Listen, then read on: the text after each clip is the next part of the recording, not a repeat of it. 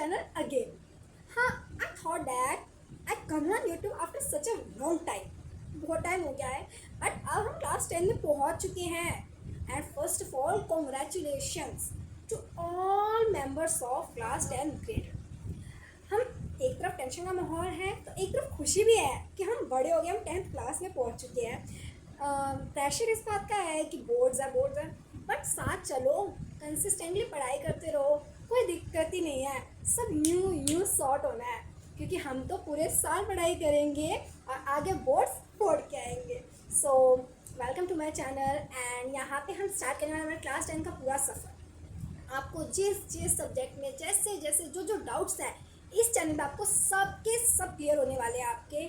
सो आप यहाँ पे साइंस देखिए, मैथ्स देखिए. मेन तो ये दो सब्जेक्ट्स तो चलेंगे ही, बाकी और आपको जिस सब्जेक्ट में जो डाउट हो कमेंट्स में आप पिन कीजिए और उसके सॉल्यूशन आपको 99.9% ज़रूर मिलेंगे.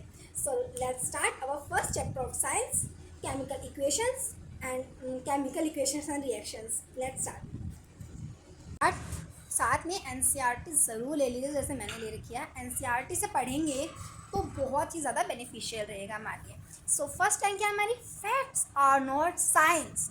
फैक्ट्स को हम साइंस नहीं कह सकते as the dictionary is not literature. जैसे डिक्शनरी क्या है हमारे लिटरेचर नहीं होती, उसी तरीके से फैक्ट्स इसे साइंस नहीं होती हैं. सो चैप्टर 1 हमारा क्या है, केमिकल रिएक्शंस एंड इक्वेशंस. इसमें कुछ हमें इसके बारे में इंट्रोडक्शन दिया है जो हम बेसिकली 6, 7, 8, 9 क्लासेस से हमारे पढ़ते आ रहे हैं कि कोई भी हमारे आसपास में कोई भी चीज़ें हो रही हैं वो क्यों हो रही हैं, कैसे हो रही हैं. हम इन सभी सिचुएशंस हमें इसके ऊपर दी गई है. अगर हम कोई भी दूध हमें जैसे milk is left at room temperature during summers. हम गर्मियों में अगर हम रूम टेम्परेचर पे दूध खुला छोड़ देते हैं तो उसके साथ क्या होगा.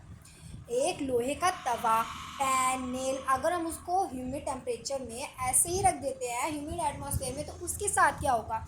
ग्रेप्स के साथ क्या होगा, जब उनको हम फर्मेंट करते हैं उनको हम आगे के लिए रेडी करते हैं. Food gets digested in our body. हमारी बॉडी में जब फूड डाइजेस्ट होता है, वी रेस्पायर, हम जब सांस लेते हैं तब क्या होता है. रेस्पिरेशन की डेफिनेशन में से कुछ और होती है, वो हम पढ़ेंगे आगे हमारे 6 चैप्टर में, बट उससे पहले कुछ इंट्रो हमारा इस चैप्टर में भी आएगा. So in all the above situations the nature and the identity of the initial substance has somewhat changed. इन सभी सिचुएशंस में नेचर और आइडेंटिटी हर चीज़ की टाइम के साथ क्या होती है, हमारी चेंज होती है. We have already learned about physical and chemical change of matter in previous classes. Whenever a chemical change occurs, we can say that a chemical reaction has taken place. जब भी कोई केमिकल चेंज हो रहा है जहाँ पे भी, वहाँ पे क्या हो रहा है, हमारा केमिकल रिएक्शंस हो रही हैं. ये एक इंपॉर्टेंट हम इसको लाइन बोल सकते हैं जिससे हमें हाईलाइट कर लेना चाहिए. हमारे फिल इन द ब्लैंक्स और एमसीक्यू वगैरह में आ सकती है कि जब कोई केमिकल चेंज होता है तो वहाँ पे क्या अकर होता है. That's answer is chemical reaction.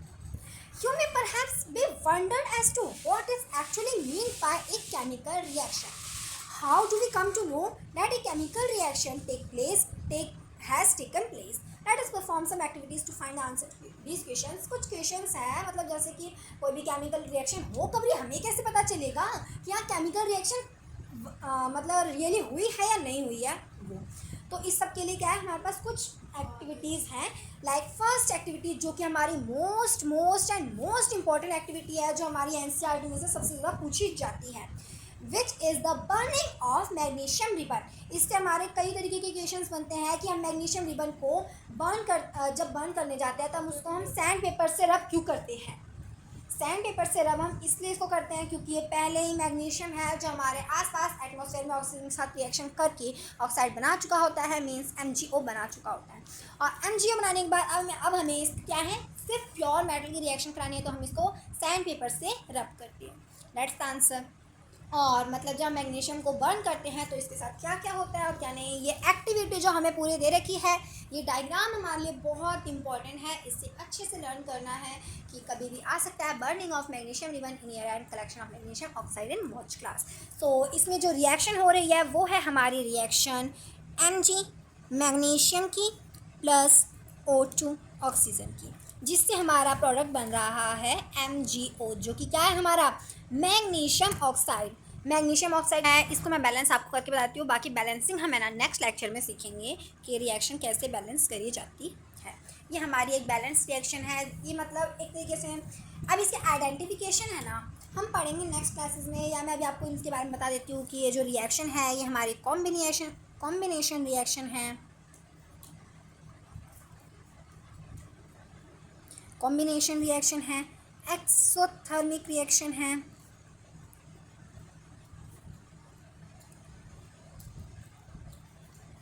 और ऑक्सीडेशन रिएक्शन है। इसमें प्रोडक्ट हमारा MgO बन रहा है। सो कुछ मतलब इसके अंदर ऐसी है कि हमारे क्या है रिएक्टेंट्स, जिन भी चीज़ों की हम साथ में रिएक्शन कराते हैं उन्हें हम क्या बोलते हैं, रिएक्टेंट्स। रिएक्ट करने वाले रिएक्टेंट्स, ये हमारे क्या रिएक्टेंट्स। और जो हमारा लास्ट में एरो के राइट साइड में आता है उसे हम क्या बोलते हैं, प्रोडक्ट। जो हमारा बन के तैयार हुआ है उसे हम क्या बोलते हैं, प्रोडक्ट। हम मार्केट से प्रोडक्ट खरीद कर लाते हैं कोई भी सामान बनने के बाद, तो हम उसे क्या बोलेंगे, प्रोडक्ट बोलते हैं। सो मतलब मेनली हमारा यही था, इसका फर्स्ट हमने मतलब फर्स्ट एक्टिविटी और मेन चीज़ हमने पढ़ ली हैं, और बाकी हम पढ़ेंगे हमारे नेक्स्ट लेक्चर में। सो तब तक के लिए bye bye and subscribe my channel to watch next part of this chapter. Thank you.